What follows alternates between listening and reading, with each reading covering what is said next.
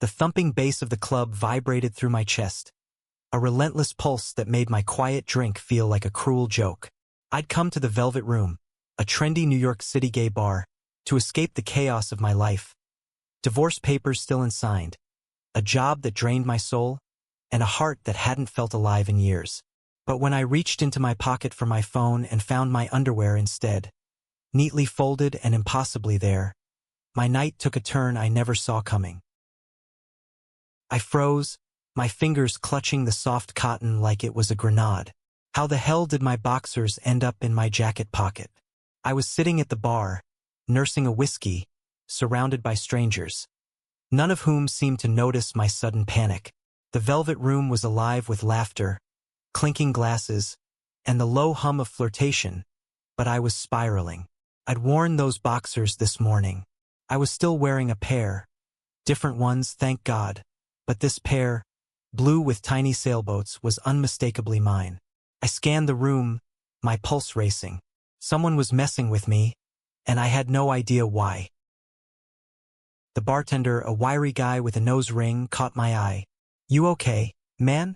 Look like you saw a ghost." His voice was kind, but I couldn't shake the feeling that every pair of eyes in the place was on me, like I was the punchline to a joke I didn't get. I stuffed the underwear deeper into my pocket and muttered, "Yeah, just need another drink."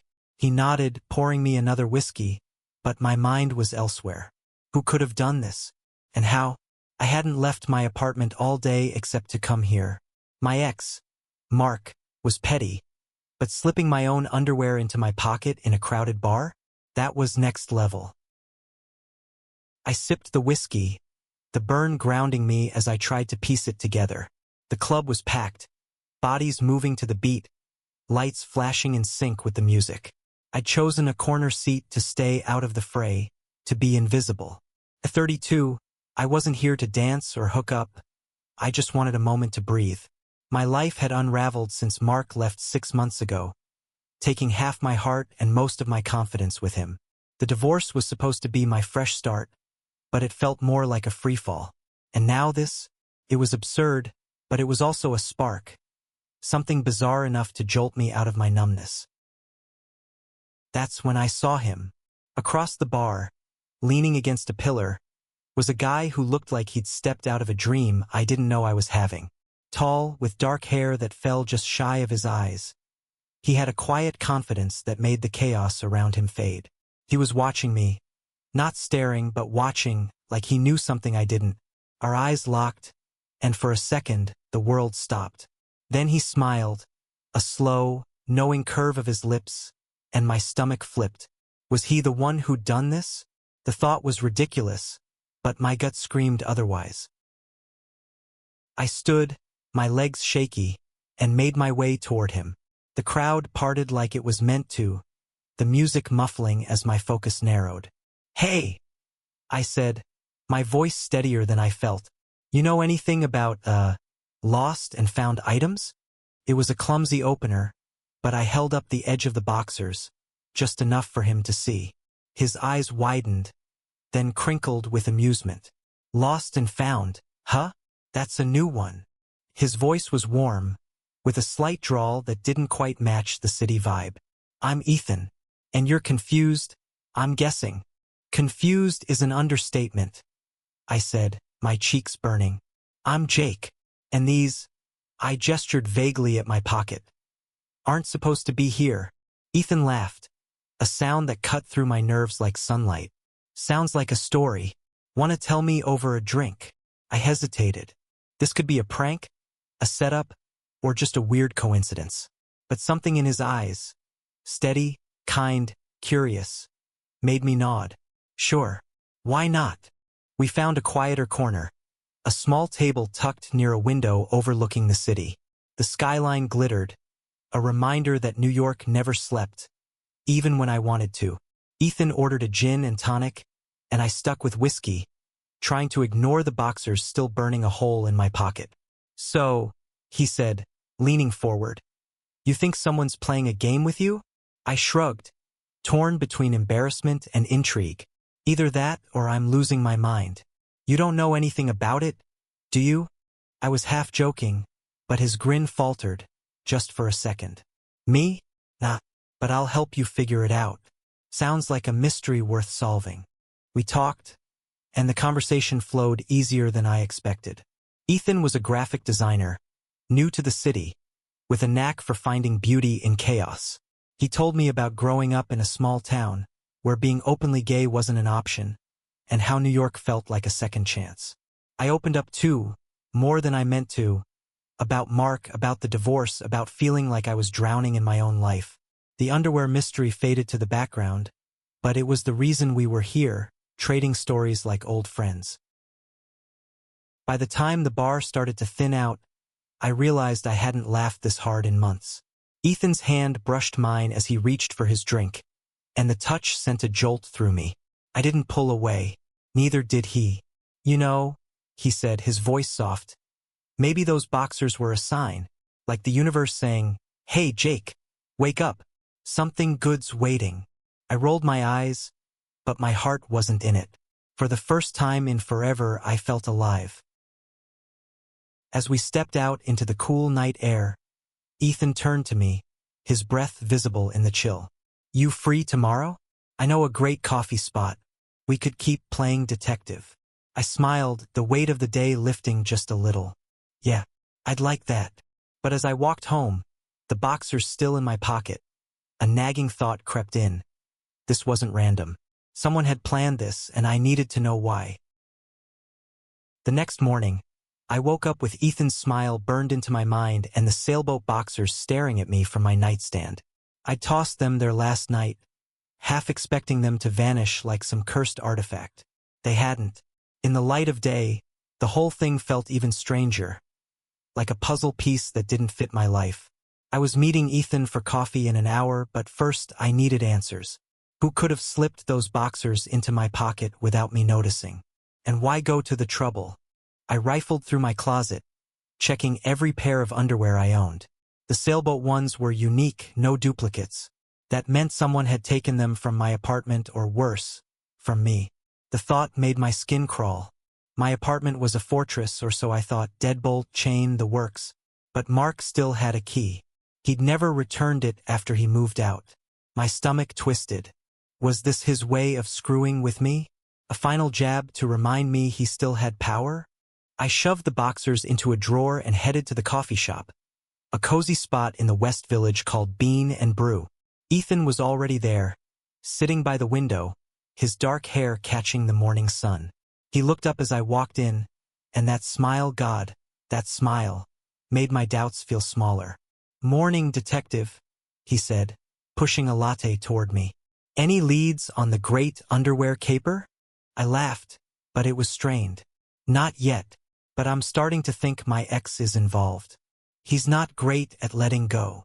Ethan's brow furrowed, but he didn't pry. Instead, he leaned back, sipping his coffee. "Tell me about him. Might help us crack the case." I hesitated, but Ethan's steady gaze made it easy to spill. I told him about Mark. Charming, controlling, always needing to be the center of everything. How our marriage had crumbled under his need for constant validation. How he'd left me for someone more exciting. Ethan listened, really listened, and when I finished, he reached across the table, his fingers grazing mine. "Sounds like he didn't deserve you," he said softly. My chest tightened, not with pain, but with something warmer. We spent the morning talking, the mystery fading as we swapped stories about our lives. Ethan had a way of making everything feel lighter, like the world wasn't such a heavy place. But as we left the coffee shop, my phone buzzed with a text from an unknown number. "Check your pockets." My blood ran cold. I patted my jacket, half expecting another pair of boxers, but found only my keys. Ethan noticed my expression. "What's wrong?" I showed him the text, and his jaw tightened. "Okay, this is getting weird. You think it's Mark?" "I don't know," I admitted, "but I'm going to find out." We decided to head to my apartment to check for any signs of a break-in. The walk was quiet, the city buzzing around us as my mind raced. Ethan stayed close, his presence grounding me. When we got to my place, everything looked normal, too normal. No forced locks, no open windows. But when I checked my dresser, another pair of boxers was missing. Red ones, gone. My heart pounded. Someone's been here, I said, my voice barely above a whisper. Ethan put a hand on my shoulder. We'll figure this out, Jake. Together.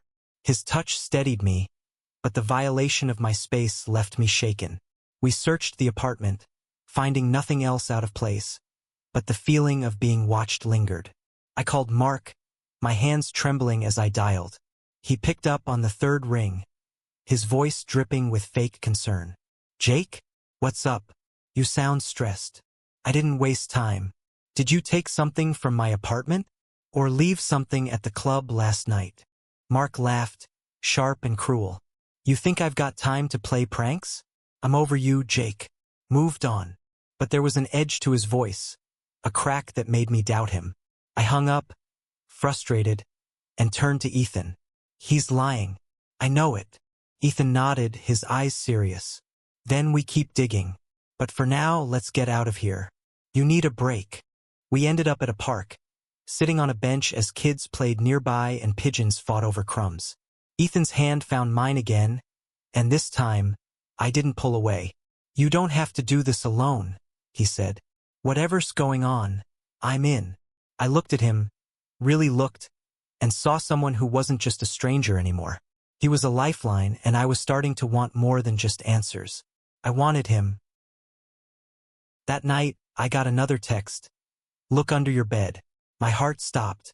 Ethan was still there, sprawled on my couch, and I showed him the message. We both dropped to the floor, peering under the bed. There, tucked in the shadows, was a small envelope. Inside was a note. You can't hide from me. No signature, no clue, just those chilling words. Ethan grabbed my arm. Jake, this isn't a prank. This is serious. I nodded, fear and anger mixing in my gut. Someone was targeting me, and I had no idea why, but I was done being a victim. The note felt like a blade against my skin, cold and sharp. Ethan and I sat on my couch, staring at the words, You can't hide from me, as the city hummed outside my window. Whoever was doing this wasn't just playing games. They were trying to unravel me, piece by piece.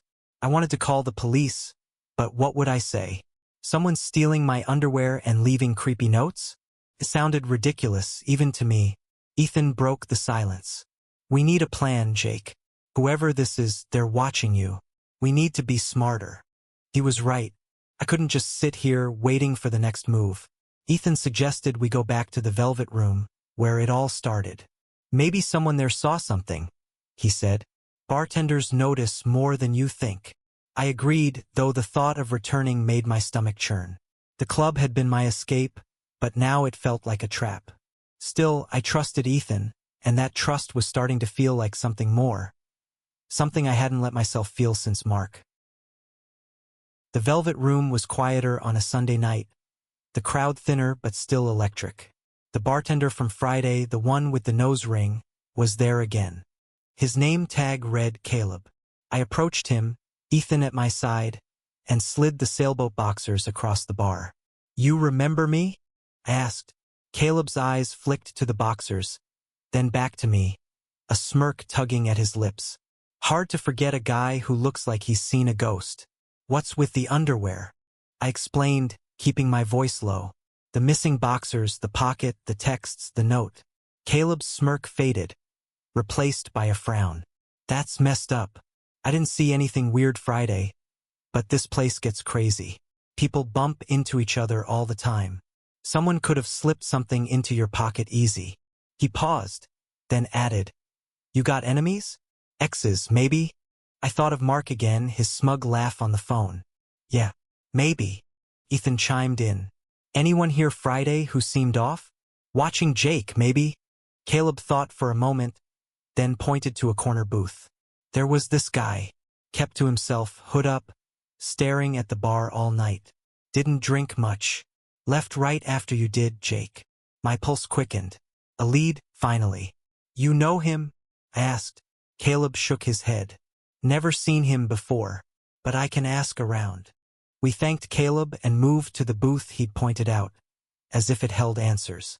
Ethan slid in beside me, his shoulder brushing mine. "You okay?" he asked, his voice soft but firm. I nodded, though I wasn't sure. The fear was still there, but so was he, and that made it bearable. We ordered drinks, trying to blend in while keeping an eye out for anyone suspicious. The club pulsed around us, but all I could think about was Ethan. His steady presence, the way he made me feel seen, not just watched. Then my phone buzzed again. Another text from the unknown number. "You're looking in the wrong place." I showed Ethan, and his face hardened. "They're here," he whispered. "Or they're watching." We scanned the room, but no one stood out. The hooded guy Caleb mentioned was long gone. Frustration clawed at me, but Ethan's hand on my arm kept me grounded. "We'll find them," he said. "But tonight, let's focus on us. They don't get to ruin this." He was right. I didn't want to let this shadow steal the spark between us. We talked, laughed, even danced a little, his hand warm in mine. For a few hours, the world felt right again. But as we left, another text came. "I'm closer than you think." My heart sank. This wasn't just about underwear anymore. This was personal. The next day, Ethan and I went to a private investigator. I couldn't afford it, but I couldn't afford to keep living in fear either. The PI, a gruff woman named Diane, took the note and text seriously. "Sounds like a stalker," she said bluntly. "Could be an ex, could be someone new. I'll trace the number and check security footage from the club. Give me a few days." I nodded, grateful but uneasy. Ethan squeezed my hand. "We're in this together, Jake. No matter what." That night, we went to a rooftop bar, a quieter spot with a view of the city skyline. The air was crisp, the stars faint against the city's glow. Ethan looked at me, his eyes soft but intense. "You're stronger than you think," he said. "This creep? They're nothing compared to you." I wanted to believe him. When he leaned in, his lips brushing mine, I let myself forget the fear, just for a moment. The kiss was soft, then urgent, like we were stealing time from the chaos. I didn't know what was coming, but with Ethan beside me, I felt ready to face it. Diane called 2 days later, her voice clipped and professional. "The number's a burner phone, untraceable for now, but I got something from the club's security footage. Guy in a hoodie, like your bartender said. Couldn't see his face, but he was near you at the bar, Jake. I'm working on it." Her words should have reassured me, but they didn't. Whoever this was, they were careful, too careful. Ethan, sitting across from me at my kitchen table, saw the worry on my face. "We're close," he said. "They're slipping up. We'll get them." I wanted to believe him, but the texts kept coming. "You can't trust everyone. I see you with him." Each one felt like a needle, sharp and precise. Ethan insisted I stay at his place for a few days, just to be safe. His apartment was small but warm, filled with sketches and half-finished canvases. It felt like a sanctuary, a place where the world couldn't touch us. We cooked dinner together, laughing as we burned the pasta, and for a moment, I could pretend this was my life, simple, happy with him. But the shadow followed. One night, as we watched a movie, my phone lit up. "Check your bag." I froze. My backpack was in Ethan's hallway, untouched since we'd gotten back from dinner. I unzipped it, my hands shaking, and found another note. "He's not who you think." My stomach dropped. Was this about Ethan? The thought made me sick. He'd been my rock, the one thing keeping me sane. But doubt crept in, a poison I couldn't shake. "Jake, what is it?" Ethan asked, his voice tense. I showed him the note, watching his face for any sign of guilt. There was none, just shock, then anger. "This is bullshit," he said, crumpling the note. "They're trying to get in your head. Don't let them." I wanted to believe him, but the seed was planted. Who else could have gotten close enough to slip that note into my bag? I hated myself for doubting him, but the fear was louder than reason. The next day, I confronted Mark again. I met him at a diner, his new boyfriend nowhere in sight. He looked smug, sipping his coffee like he owned the world. "You're obsessed, Jake," he said when I told him about the notes. the texts. Maybe you're doing this to yourself for attention. His words stung, but they didn't add up. Mark was cruel, but this felt too calculated, too unhinged. Just tell me the truth, I said. Are you behind this? He leaned back, smirking. You'll never know, will you? I left the diner more confused than ever. Ethan was waiting outside, his face softening when he saw me. You okay? He asked. I nodded, but I wasn't. The doubt was eating me alive. That night at Ethan's I couldn't sleep. I kept replaying every moment, the club, the boxers, the notes. Was Ethan too perfect? Too convenient? Or was I letting the stalker win by tearing us apart? The next morning, Diane called with a breakthrough. Got a partial face from another camera angle. It's not your ex, Jake. It's someone else, white guy, late 20s, short brown hair. Ring any bells? Didn't. But the description didn't match Ethan either, and relief flooded me. I showed him the update, and he pulled me into a hug. Told you, he whispered. It's not me. Guilt hit me hard. I doubted him, and he'd still stood by me. We decided to bait the stalker. Ethan suggested I go back to the Velvet Room, alone, and act like nothing was wrong. Diane would be nearby, watching. The idea terrified me, but I was tired of being hunted. That night, I sat at the bar, sipping whiskey, my heart pounding. Caleb nodded at me, his eyes scanning the crowd. Then it happened. A hand brushed my shoulder, too deliberate to be an accident. I turned, but no one was there. My pocket felt heavier. I reached in and found another note. You're mine. I texted Diane and Ethan, my hands shaking. Diane was already moving, checking the crowd. Ethan burst through the door minutes later, his face pale. You okay? He asked, pulling me close. I nodded, but I was far from okay. The stalker was here, and they were bold. Diane called later that night. He got away, but we're close. Stay with Ethan. Don't go home. I didn't argue. Ethan's arms felt like the only safe place left. The days blurred together, each one heavier with the weight of being watched. Ethan and I stayed close, but the stalker's presence was a shadow we couldn't shake. Diane was relentless, chasing leads, but the burner phone and vague footage weren't enough. I was starting to lose hope when she called with news. We've got him. Name's Ryan Carter. Works at a print shop near your apartment. He's been in the Velvet Room multiple times, always when you were there. My blood ran cold. I didn't know a Ryan Carter, but the pieces were falling into place.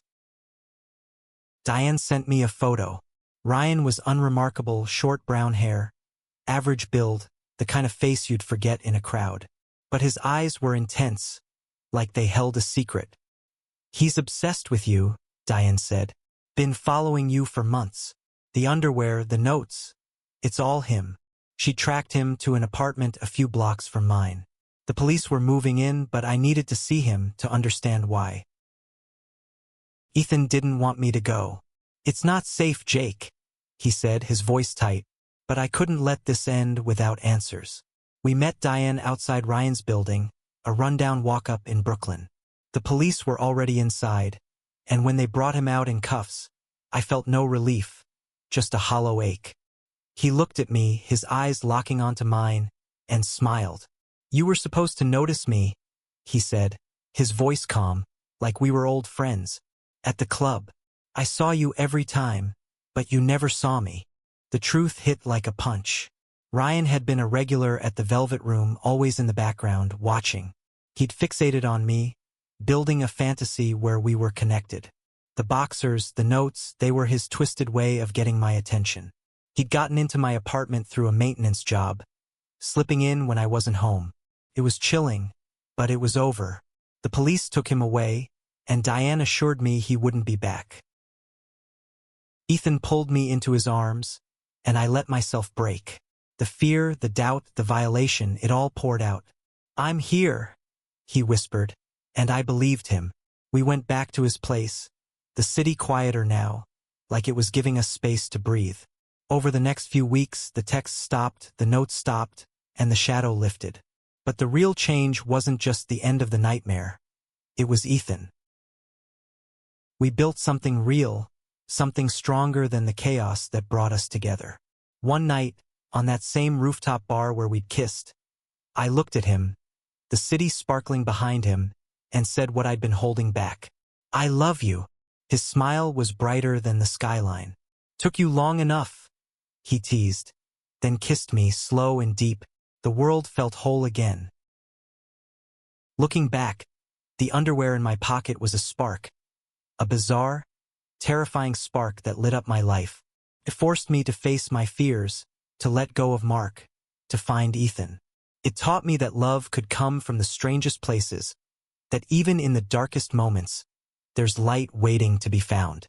Ryan's obsession tried to break me, but it built something better instead. I wasn't just surviving anymore. With Ethan, I was living.